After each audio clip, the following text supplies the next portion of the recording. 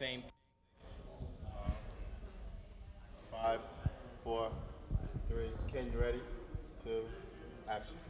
We're back here on Rapid Uptown. King Chappelle and I'm still chilling with the future heavyweight champion of the world. Riddick Bowe is in the house. We here in the ring. He just finished his workout. How you feeling? Pretty tired right about now. Yeah. Now, how often do you do this? I mean, you do it every day, right? 6 days, 7 days a week? Too often. 6 days a week. 6 days a week. Does it ever, come in your mind that, hey, I'm training, I've been doing this for a couple of years now, I'm finally getting that title shot. Are you thinking about that in your mind? Yeah, you get tired sometimes, but you know that there's going to be a big bright rainbow at the end, so you continue to work hard. It's going to be that 2 mil house you showed me earlier, right? You better believe it, and then some. And then some. Now, I mean, have you got any plans as far as, doing anything, any personal things that you want to do? Because I know a lot of times we think, hey, if I get some money or whatever, I'm going to, invest in this or invest in that. Is there anything personally that you would like to do when you become champion? Well, I would like to invest in the community that I came from back in Brooklyn. Yeah, perhaps, a Brooklyn Recreation Center or something like that, or something for, some kids. Now, I was talking to Gerard, and he was saying that you was going to be a people's champion. The people were going to love you because you got that charisma and personality and all of that, Yeah, I'm a people's person, and I love people, and, I want to be champion for the people, not just for myself. Now, give us your views on your techniques of boxing, your style, because every fighter has a different style. You're a different type of fighter than, Joe Frazier. Joe Frazier was different from Ali. Ali is different from Holyfield. Give us some insight on that. Describe your style and where you see yourself as being. Well, I consider myself to be a boxer puncher because I can box and I can punch. So, it's not often that you can get a guy who can do both things. What about as far as any particular punch you want people to look out for? Anything I hit you with. Anything and everything, right? That's what Ivana better be looking out for.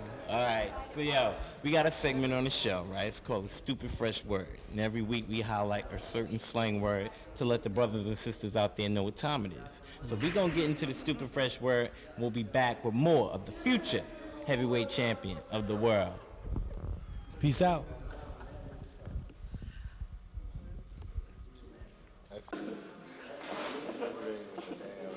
I don't think I'm gonna last 30 seconds. I think we're gonna have to go to a commercial. I think I want to raise.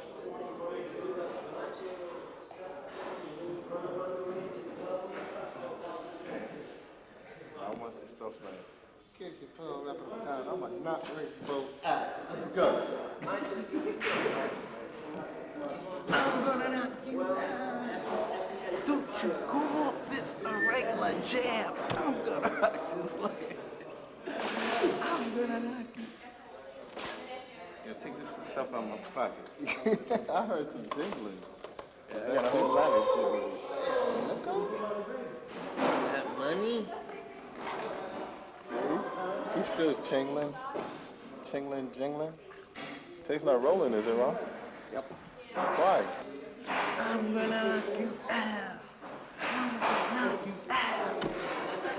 Yo, chill with that. You call this a regular? I want to go out, but he's going out, okay? We need money. Here you go. All right, now what I gotta do? What are you, left hand or right hand? Right hand. Right hand. You stand the wrong way, first of all. There you go. Because what you want to do, you want to get a guy to watch the soft hand. You want to save the power. Okay, so no, you want to be That's my power. extra power. Stand the wrong, you know what I'm saying? Okay, I'll tell you this. I'm right-handed too. Left hand, you want to stand. A lot of men just left-handed. Yeah. So that's what you do. The left-handed. I don't sit out and turn my feet. When you want to sit down and throw a power shot. Right hand, and you come in with the left hook.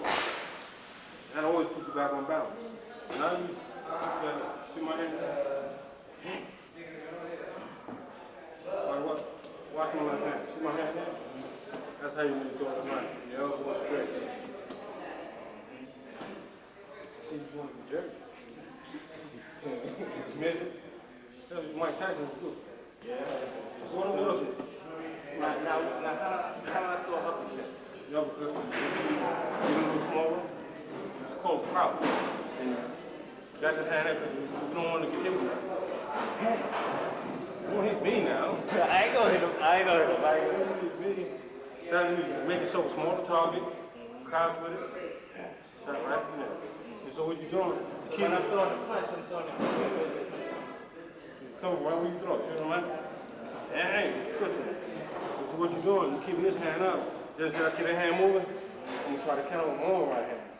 So if your left hand is up, you can catch that right hand. So as you're doing the uppercut, I'm timing you. See? Block. If not, you hit it on the chin. Funny things sticking in the mouth. All right, now what about like body, when you're trying to hit the body? What can you do? Well, anytime a guy moves his hand, which means go for something. So, if I'm him, you know, see that, catch a shot like that. Don't move your body, just move your arm. And what you're doing, you're protecting your head, protecting your body, you catch shots in your arm. You know what I mean? Okay. So like, say if you boxing an opponent, he's blocking all them incoming shots. What do you counteract He with that? gonna block everything. If I do this here, what is he open for? That hook. I mean, so I'm always watching. Every time I throw a shot here, I'm looking for something else. I'm doing him. And I'm always looking to protect myself. If I throw a shot to your body, only thing you can do is your right hand. Not bring a hand in. See what I'm saying? So every time you see a guy doing something, you get your shot. Set you there. I give you the feint. See what your reaction is. You stick your hands out. What about feet movement? I mean, I think feet movement comes natural. With myself, like I said, I don't got these guys. Most guys can't do that. You can get a guy that will come to you like Joe Frazier, Mike Tyson. Other guys can just box or do that. With myself, like, So what's the most important thing? Like if I'm in the ring, protecting myself, right? Keeping that hand out. Keep your hands up. Some guys tend to keep their hands high like this, some guys keep them here. Some guys, the way you keep them in. Depends on what position I'm in, or who I'm gonna fight. I'm gonna fight Mike Tyson. Well, if I'm fighting a guy going right there, I pretty much keep him in. Because my arms are longer, he has to come to me. That left hand keeps him on. Alright, so yeah, we're gonna kick into another video right now. We'll be back with more of the future heavyweight champion of the world, Riddick, Big Daddy. Big Daddy, Bowe. Bowe. We'll be back on Wrap It Up Town. That's good. That's good. Let's get this promo happening. You're right. Wait, tape rolling, and I'm in record. Okay, ready? You're right. The Dallas Cowboys have been. Nah. That's a print. Knocking suckers out. Knocking suckers out. Van is next.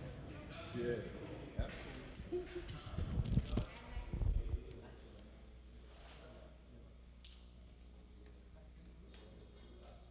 if you want to be kind of emotional, a lot of people hiding around.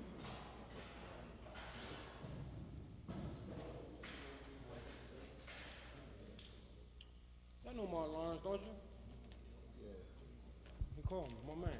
Yeah? Pull that from me, make sure beautiful. Now, what was that you said there again? I'm ready to boom, knock suckers out. Check it out. Yo, I'm ready for I'm not. King Chappelle. I ain't gonna remember all that. I done been hit up outside the head too many times to remember all that now. Okay, so I'm ready, boy. I'm knocking suckers out. On Wrap It Up Town. Wrap it up, Tim. Peace out. You got him loose now. He's coming, y'all. Ready.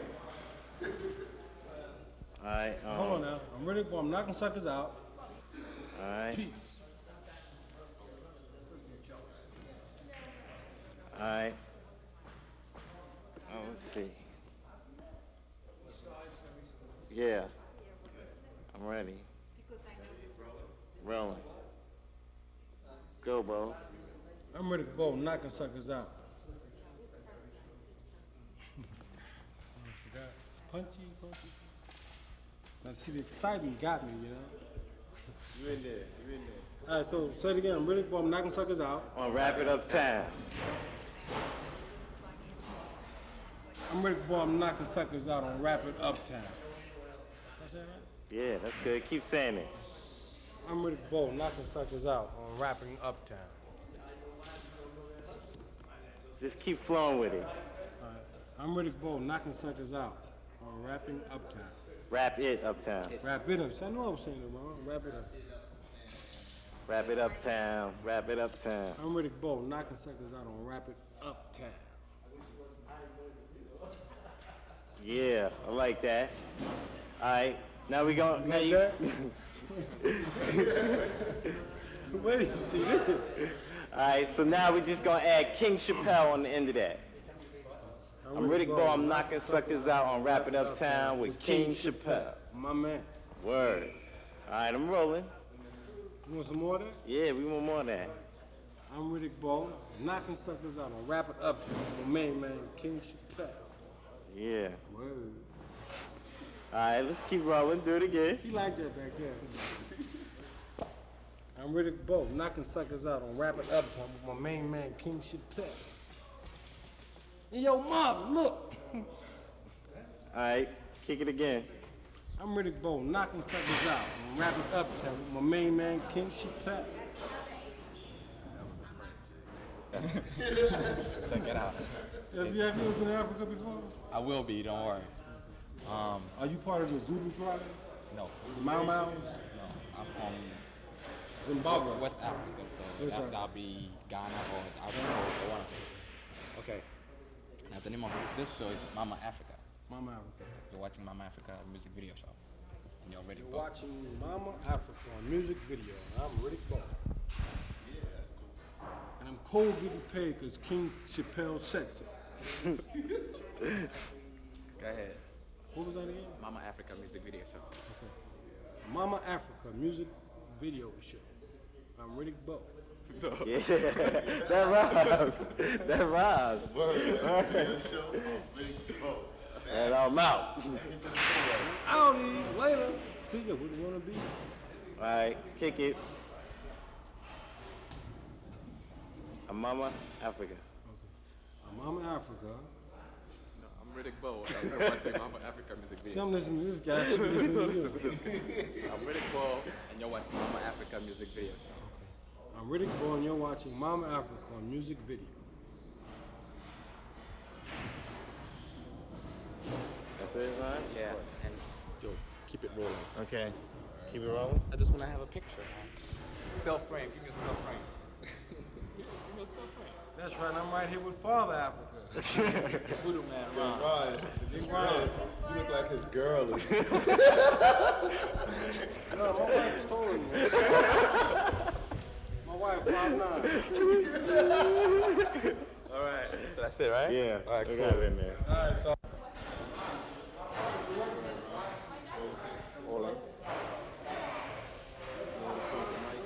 Mm-hmm. Okay. live on the same street. And I had the great experience of being able to spar with Joe and development stage. And I continue to train fighters during my that comprised I'm sorry, Mr. Button. All right, we ready to roll. But that's good. I want to learn about that because, you know, I like studying a lot about history and athletes and stuff like that. We have a segment on the show called a Black History Minute where we salute, you know, early African American and minority pioneers. And this week we'll have on a fight. You know, there's so many to pick from, we don't know who we'll use yet. All right, you ready? Okay.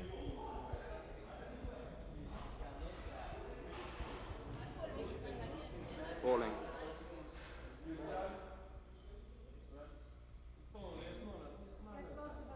King Chappelle back here on Rapid Uptown, and with me is one of the great legends of boxing, Mr. Eddie Futch. He's trained many boxers for many years. He's been around for a long time. I know a lot of you boxing fans out there have seen him in the corners of such champions. We'll talk about them. How you doing, Mr. Futch? Very good, thank you. That's good. When did you first get into the boxing game, and how long have you been in it? Because you've been in it quite some time now, right? Yes, I've been in boxing 61 years.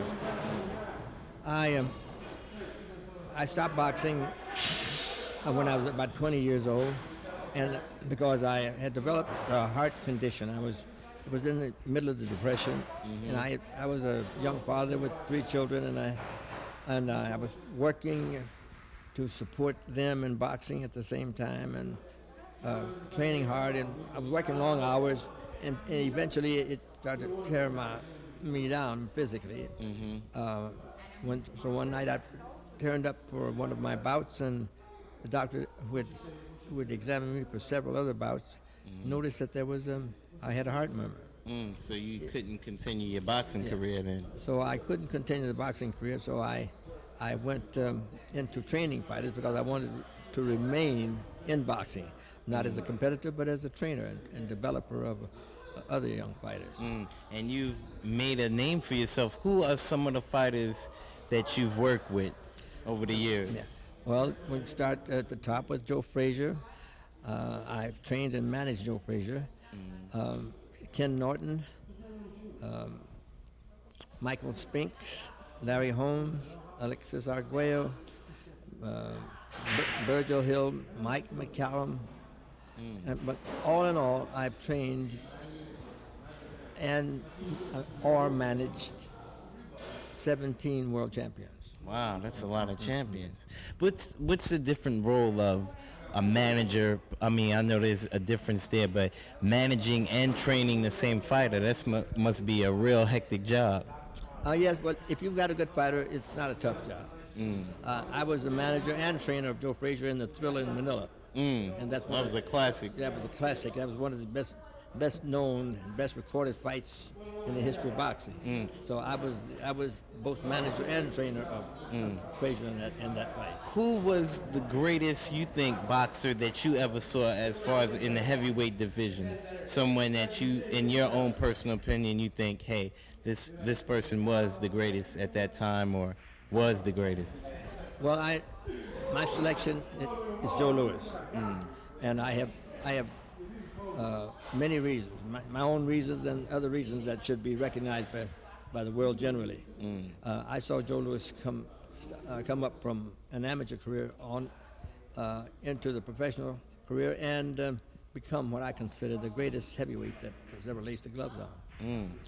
A lot of people don't agree. They think that that is Ali was the greatest. a mantle that should fall on Ali's shoulders. But I can't subscribe to that because I had 2 wins over Ali. Yeah, that's right. Right, with Joe Frazier and with Ken Norton. So and I always maintained if other trainers had approached the Ali situation the way I approached the Ali situation, there could have been others who did the same thing. But I do know that I did it with those 2 fighters. And so how can I subscribe to the theory that he is the greatest? when And you beat I beat him twice. Yeah, in the first 2 losses that he ever suffered. So I want to thank you a lot, Mr. Futch, for giving me the opportunity to talk to you. We have a segment on the show, and it's called the Black History Minute. And every week we highlight a certain African-American pioneer, people such as yourself, who've paved the way for people like myself. And we're going to get into the Black History Minute, and we'll be back here with more of Riddick Bowe, the future heavyweight champion of the world, right? Yeah, that's what I think. And I've been asked many times, how does Riddick Bowe stand in your list of heavyweight champions? I've had 5 heavyweight champions in my career, and I'm predicting that Riddick Bowe will be the 6th one. And they asked me, well, where would he rate among the heavyweight champions you've had? You've had guys like Frazier and Holmes and Norton. And I said, Riddick Bowe is in the developmental stage, and he has the potential to become the best heavyweight I've ever put my hands on. And that's with all of those years experience. You just gonna give him everything that you got, right? Well, yeah. Right now he's been a very apt student. He's picked up things that other fighters of his age and with his experience have not been able to master, and so that's the reason why I predict that he could, if he continues at the pace that he's developing now, could become the greatest heavyweight I ever had. Now, what do you think about Holyfield I think as a Holyfield, boxer? I think Holyfield is a remarkable fighter.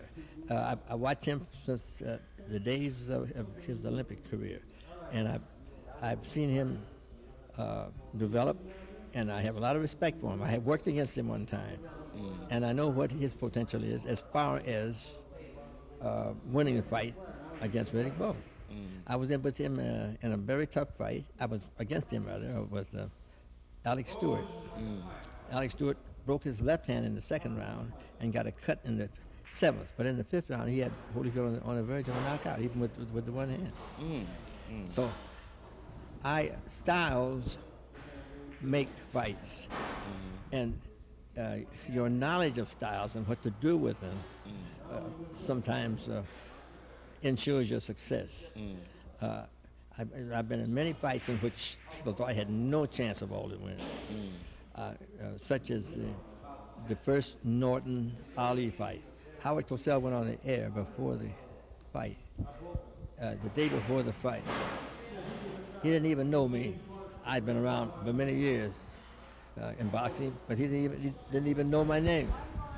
And he said over the air in his pre-fight promo interview, he said, whoever the man is who put that boy, referring to Norton, in with Muhammad Ali, should have his license picked up.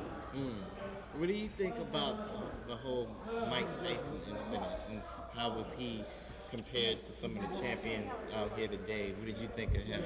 Well, now Tyson, it was a sad thing that his career was interrupted. I think it will be resumed after he comes out of jail, because he'll only be 28 years old. If Tyson can't come back at 28, what's Foreman doing in at 42? So I don't know whether he can reach the peak to which he might have ascended after 3 years of inactivity, comparative inactivity.